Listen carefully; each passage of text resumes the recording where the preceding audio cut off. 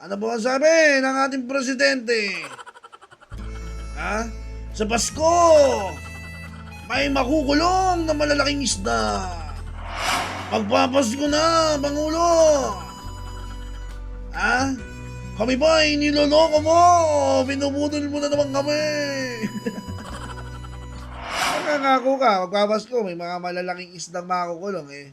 Di ba? Itotokis mo na naman ang taong bayan. Sa mga tuwid, mga kabayan, ha? Sa mga tuwid, natin nga pong napagtanto na tayo ay binubudol lang ng ating Pangulo. At yun nga mga kabayan, ano pong masasabi po ninyo ha? Dito po sa tirada po ni Atty. San Panelo at ni Sir Ted Pailon na kung saan magpapasko na po. Ilang araw na lang po, 2 araw mga kabayan. 2 araw na po, magpapasko na. Pero ito po si Junior mga kabayan, hanggang sa ngayon po hindi pa rin po tinutupad yung kanyang pangako na sa darating na Pasko ay meron na pong malaking isdang makukulong mga kabayan. Bakit po mga kabayan? Bakit hindi po matupad ni Bongbong yung kanyang pangako na may makukulong na malaking isda? Kasi nga po mga kabayan, tokis lang po yung mga kabayan. Tokis lang po yung ginawa niya. Hindi na po kayo nasanay mga kabayan. Nabudol na nga po tayo nung eleksyon eh. Di ba? Sa dami-dami ng pangako niya nung eleksyon, ni isa dun wala po siyang tinupad.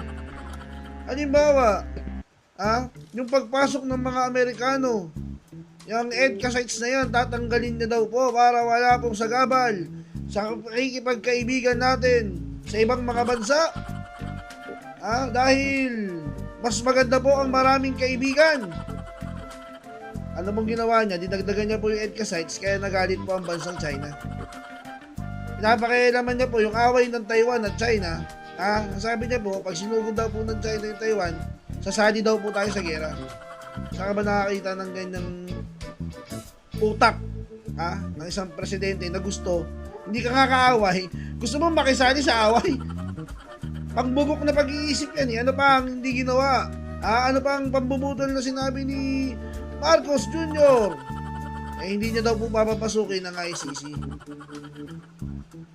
Ano nangyari mga kabayan? Diba? Nakapasok po ang ICC sa ating bansa.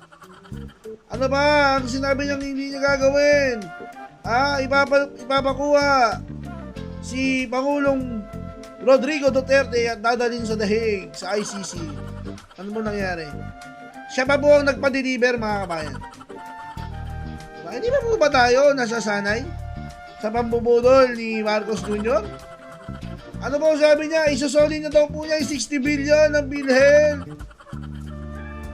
Ano pong sabi niya ngayon? Yung 60 billion, iaano na lang po, kukunin na lang po ulit sa national budget. Yun na lang po ang ipagtatapan. Kasi nagastos na po yata yung 60 billion. Wala na pong maisusoli mga kabayan. Nabudol na naman tayo. At ngayon na nga po, nambudol na naman. Dahil alam niyang napupukol na po sa kanya ang atensyon ng taong bayan sa pagiging weak leader. Ano po ang sabi ng ating presidente? Sa Pasko, may makukulong na malalaking isda. Pero diskaya pa lang po ang nakukulong mga bayan. Ano po sabi ni Atty. San Panelo at Sir Ted Pailon? Magpapasko na, Pangulo! Kami ba ay niloloko mo? Binubudol mo na naman kami. Walang yan. Hindi na tayo nasana eh. Diba? Siguro sa isip-isip ni Pangulong Bongbong Marcos, siguro sa isip-isip niya, ako na nga nakako eh. Pinangako ko na nga sa inyo, gusto niyo ba tuparin ko? Di po ba mga kabayan? Napakatindi po eh. Nakangako ka, magpapasko, may mga malalaking isdang makukulong eh. Di ba? Itotokis mo na naman ang taong bayan. Siguro po kasi, talagang wala naman po talagang malalaking isda na gusto pong maikulong itong si Marcos Jr. Siguro lang po Kasi yung malaking isda, yung dambuhalang isda po kasi mga bayan, kasama po niya sa malasyo. Kasama po niya kumain. Kasama po niya makipagkwentuhan. Sino po yung tinutukoy? Yung malaking isda, yung kanyang pinsan. Ayaw niya po ipakulong. Tantakin mo. Siya mismo ayaw niya ipakulong ang kanyang pinsan. Sa mga tuwid, mga kabayan. Sa mga tuwid, natin nga pong napagtanto na tayo ay binubudol lang ng ating Pangulo. Ito, narito po si Atty. Sel Patel, si Sir Ted Pailon. Kaugnay nga po dyan sa pambubudol na naman ni Marcos Jr. Ako yun, lumalalang traffic mga kabayan. Si EDSA traffic na naman po. Di ba nabalitaan nyo nga po mga kabayan, sabi, ihinto daw po yung New Year's Eve. Diyan ka na. Ano ba yan? Ano ba yung mga tauhan mo dyan? Bongbong. Ano yung mga tauhan mo dyan? Ayaw gawin yung trabaho nila. Ipinapasa nila yung gustong trabaho doon sa mga private citizen, mga business owner. Diyos ko po. Ito, Sir Ted, pasok po. Mr. President. Merry Christmas po! Pangulong BBM. Makukulong na sila. Yung version ko ng unang tutog all I want for Christmas is to jail the thieves. To jail the thieves. All I want for Christmas is to jail the thieves. Dalawang araw na lang po. Opo, ang ating hihintayin doon sa pinangako po ng ating kagalang-galang na Pangulo na meron daw pong Magpapasko. Saan kaya? Baka nasa ibang bansa sila ngayon at enjoying the snow. Of course. Enjoying the winter wonderland. Enjoying the fruits of their labor. Yes, the fruits of their thievery. Yan. Tala po, ngayon nga pong araw na ito ng Martes, ang ating panawagan lang dito po sa mga namumuno sa MMDA, parang awa nyo na po, ito ho'y paulit-ulit na natin binabanggit, meron ho naman kasi kayong, di ba, pinondohan na po ng pagkalaki-laki ang inyong metro base. Lahat po halos ng panig ng EDSA, meron ng CCTV camera. Yan po noon pa po natin sinasabi, iyan, hindi ba girl? Opo, ano ba ang silbi po? Sorry po Para saan ba Ano pa yun? po ang silbi nung mga nagbabantay dyan 24 hours Oo. para malaman na sa particular na lugar na ito ay mayroon pong problema sa traffic. Katakot-takot daw po ang MMDA enforcers na sa mga panahong ito, alas 4, dyan po sa EDSA Balintawak. Ang dami nila. Kaya nga, di po ba? Opo, ang ating po na mga dine, please, sa panahong ito, kaunti naman pong paramdam na may gobyerno. Sorry po Mr. Baka President. Baka ako kasi na naman kayo masaktan sa ating sinasabing ito. Pero yun nga naman. po. Siguro bukas makalawa kayo na mag-announce ng number coding. Hindi. Hindi number coding ang i-announce. Baka Sige. siya mismo mag-announce ng mga lugar na matraffic. Kasi I have to agree with you. Araw-araw pong matraffic dyan sa Balintawak kahit hindi holiday season. So alam nyo na ang cost ng traffic, yung nagpa-park na mga delivery, hindi lang delivery, mag-iibang mamimili dyan, na doon mismo sa EDSA nagpa-park. Ang tanong, may MMDA enforcer, bakit nyo inaalaw? Ang dami nyo dyan, bakit? Ang lagay naman sa lagay naman. Diba? Alam mo na ang lagay. Nung narinig ko kanina yung sagot nung taga-MMDA na, kasi po, delivery truck lang po yan. Ba't inaalaw?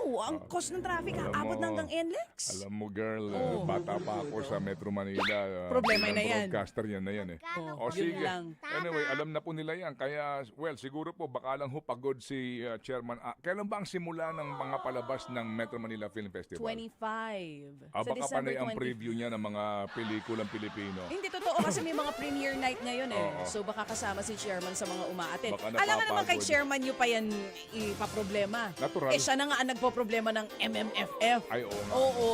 Bibigyan nyo pa paubayan siya mo ng kay problema sa General. traffic. General Siyempre, Nicolas busy si Torre. chairman sa mga pelikula. Mm. Sino ang dapat busy sa traffic? Oh. Si chairman o si general manager? Si Bong Nibriha, ano bang papel sa buhay natin? Hindi ko alam. Ano nga ba si Sir Bong? Ano siya doon? Agent ba siya? Oo7 ba siya? Ano? Vlogger ba siya? Hindi ko sure. Anyway, sige. Okay. Yan na po ang ating pong panawagan para po sa mga natatraffic. Lagi ay talaga naman. Sabi ko nga, talo pikon dyan eh. Alam nyo, nakakadagdag yan sa ating hypertension. Kaya minsan po, pag ganyan, may control ka sa iyong emosyon at sarili, doon ka na lang. Kasi wala kang control sa sitwasyon. Hayaan nyo na, kami na ho ang bibira dito. Okay? Alright, sige. So, mga kapatid, ang dami ho natin pag-uusapan this morning. Mali pa ho sa ating pong pabida sa True FM. Ito lang po magandang mapag-usapan natin to. Kasi nga, kahapon, ating pong nakapanayam si Dr. Dance, no? Isa po sa mga advocate nga po para po sa paggamit ng pera ng bayan sa wastong pamamaraan sa usapin po ng mga ayuda na ito. Opo, na ang duda nga ng iba ay napupunta po sa anomalya o kaya po naman sa hindi napupunta. Sana nga po doon sa pangangailangan medikal ng ating mga kababayan. Kasi nga po, kapansin-pansin na bakit ba maliit yung inilalaan ng mismong ehekutibo para sa mga paayuda na ito, pero kunwari po may mga nagpapanggap kesyo babawasan, kesyo ayaw nilang sa AX na iyan, ayaw nila sa MAI-5 na iyan, pero yung pinal na resulta po ng pambansang budget na hindi pa po tapos, mga kapatid, lalo pang pinalaki nila. Kaya mag-iisip ka, ang dami talaga nagpapanggap, ha? Ang dami talaga mapagpanggap sa mga panahong ito. Anyway, ito lang po, meron pong report na inilabas po ang Rappler. Bigyan po natin to mga kapatid ng pagkilala po kasi sila po ang unang naglabas nito. Ito po mga kapatid, yung COA report. Yes. Opo, na sinasabi, naku po, ang laki ng sinasabing nawala questionable disbursement ng, if you recall, ay kontrobersyal na akap. Magkano ang halaga? 926 million pesos po itong sinasabi ng COA na inilabas sa Ayuda sa Kapos ang Kita program na na-flag matapos daw pong may posibilidad na may pag-aabuso dito sa sistema. So ang sinasabi dito, yung particular na sinasabi ng COA dito, meron daw 108.34 million na napunta dun sa mga paulit-ulit o kaya overlapping na beneficiaries. Meron din daw pong 48 million pesos na napunta naman sa mga hindi qualified na recipients. Alright. Meron din daw na 768.73 million na napunta sa mga taong invalid naman yung mga IDs or hindi sapat yung records. Bakit ganito? Defective or incomplete documentation or dubious employment records. Mga kapatid, ano po itong halagang ito pagka laki-laki? 926 million pesos. At kung inyo po magugunita, gumawa na po tayo ng episode ng Think About It tungkol po sa kontrobersyal na akap na ito na ang kanya pong panuntunan ay halos pareho lang nung AX. Yung AX na yan ngayon, mga kapatid, halos 70 billion. Oo, ang inilaan nating pera dyan. Ang title po ng ating Think About It 2024 po ito ay Uto-Utong Bayan.